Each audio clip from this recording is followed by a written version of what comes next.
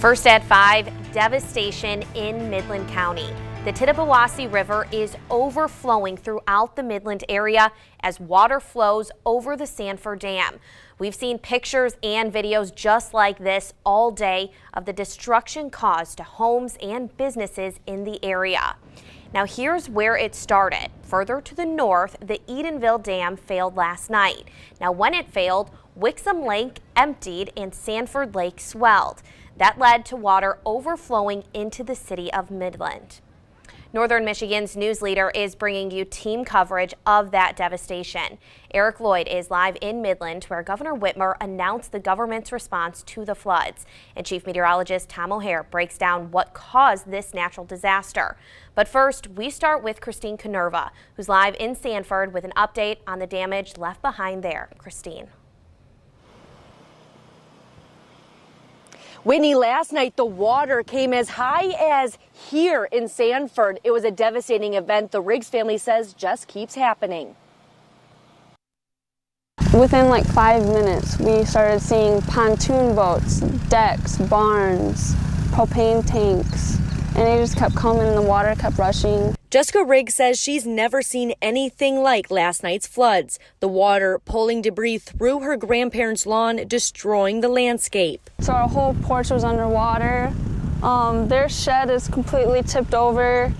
Both their docks are pretty much lifted. They had a jet ski right there. I don't see it anymore. Saying at one point she couldn't even see the roofs of the house on the other side of the lake. Very sad for the other people because we were fortunate because our house is up on a hill. However, it wasn't just her grandparents' house she was worried about. Well, I was also scared that I was heading towards Midland because my mom is there in the hospital. Jessica's mother has been fighting COVID-19 for more than a month at Midland Hospital. So last night the backup generators weren't working, so they had to evacuate the whole hospital. She was one of the last patients that left, and she got on a helicopter at 3 a.m. and we haven't heard since from her. So Jessica says now she's in need of some hope. Low on energy, low on hope, but I still pray to God every day that He's going to make our family get through this. Tonight at 6, hear from another homeowner whose house was nearly swept away from the floods. Live in Midland County, Christine Canerva, 9 and 10 News. River. 9 and 10's Christine Canerva is live in Sanford to give us a closer look at the damage. Christine. Winnie, I'm here in downtown Sanford, and if you take a look behind me, everything is destroyed. And right now you're just taking a look at a portion of that destruction. Yesterday, the water was nearly as high as that canopy over there. Now the Michigan National Guard is working with local emergency crews to help in the aftermath of the flooding. We're just going door to door to see what people need, what we can do to help. On Monday night, the Jerome Township Fire Department got the call that the Edenville Dam was overflowing. Then on Tuesday evening, it failed. I grew up in Sanford. I've lived here all my life. My family has a business right down the street. I've seen floods over the years, bad floods, 86, 2017. And somehow you always think it's going to be like that. Jerry Cole, the chief of Jerome Township Fire, says he never expected to see this in his hometown. Monday night, when we didn't have that great of a flood, or it wasn't that extreme, but when it happened Tuesday, it was kind of a surreal experience. In less than 2 hours, his crews helped to evacuate more than 270 houses in Sanford along the Tittabawassee River. Anybody out there, if you're ever at home, somebody knocks on your door and says you need to evacuate, listen to them. Today, with the help of the Michigan National Guard, they're helping to clean up the catastrophic mess left behind. We say we're always ready and always there to respond at a moment's notice when called. And I think this is another good example of our mission as Michiganders helping Michiganders. Coming up at 6, I'll give you a live walkthrough of the damage here in downtown Sanford and the businesses that are just in ruins because of the flooding. Live in Sanford, Christine Canerva, 9 and 10 News. Hundreds of volunteers are collecting food and supplies to help people impacted by the flooding in Gladwin and Midland counties. 9 and 10's Christine Canerva introduces us to a Ludington man collecting loads of donations for Sanford. Courtney, a man in Ludington has been collecting supplies for Sanford for nearly a week, and today he dropped off 2 full trailers full of donated items. I have family over here. I lived over here 40 years ago, and that's what really hit me at the heart. While sitting in the hospital bed last week recovering from a heart attack, Tony Lambert from Ludington says he needed to get up and help Sanford. Brought tears to my eyes laying there, and I thought when I get out of this hospital, I'm going to pack stuff up He posted on Facebook and got the community to help donate food and supplies. Never thought I'd be able to fill 2 trailers. I was questioning one. Our second day, I posted on Facebook, come on, Ludington people, it's time to step up. Today, Tony, along with hundreds of others, dropped off supplies at the Meridian Elementary. We're taking all supplies, anything is needed, any food, water, personal supplies, a lot of house cleaning items, anything that we can give back to our community.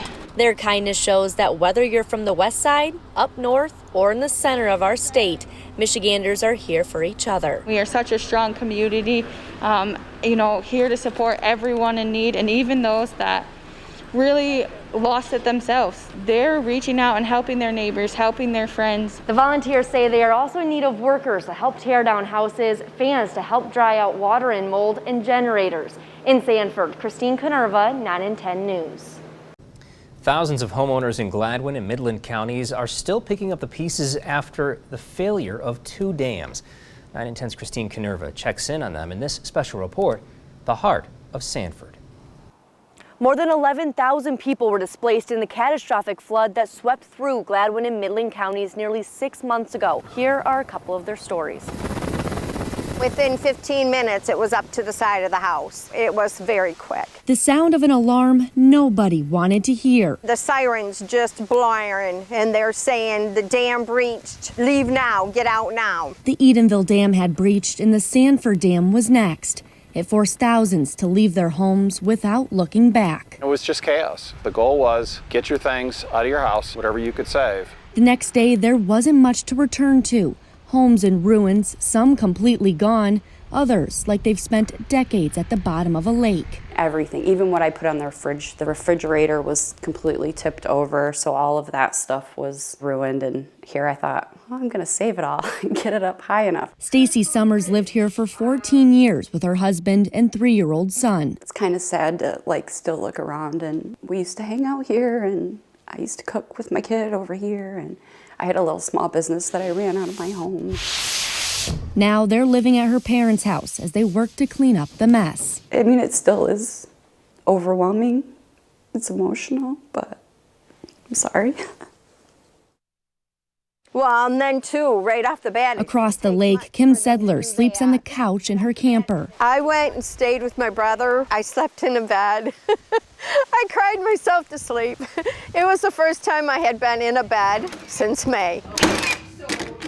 While her family works to repair her home, she's trying to stay focused on moving forward. If I go over to the house and I just concentrate on, this is my task I'm doing today, and I don't look at anything else, I'm okay. But when you start looking outside, or if you look around the whole house, then it's overwhelming with the loss. Glenn Moots, a philosophy professor at Northwood University, says he's now dealing with the trauma of watching more than 20 years of memories washed away in mere moments. It's still home, but it's not the same. But what choice do you have? You have to go home. Now with the leaves beginning to fall, many are scrambling with the lingering worries that winter is on its way. Every day it gets colder. Every day it gets a little harder. You only have so much energy. You only have so much emotional strength. Since Stacy rented her home from her parents, she wasn't able to receive any federal assistance. Nearly 6 months after the flood, her home is still down to the studs. And as the leaves turn into snow, she's praying for heat. Oh man, I hope I have a furnace. That's it right now. Through the losses, hardships, and unimaginable weight of enduring a tragedy like this amid a global pandemic, the heart of Sanford continues to beat on. This community will be forever cross-weaved in a different way than it was before May. In Midland County, Christine Canerva, 9 and 10 News. We will continue the story in Sanford and the recovery efforts by a nonprofit that was created overnight. That's tomorrow in Part 2.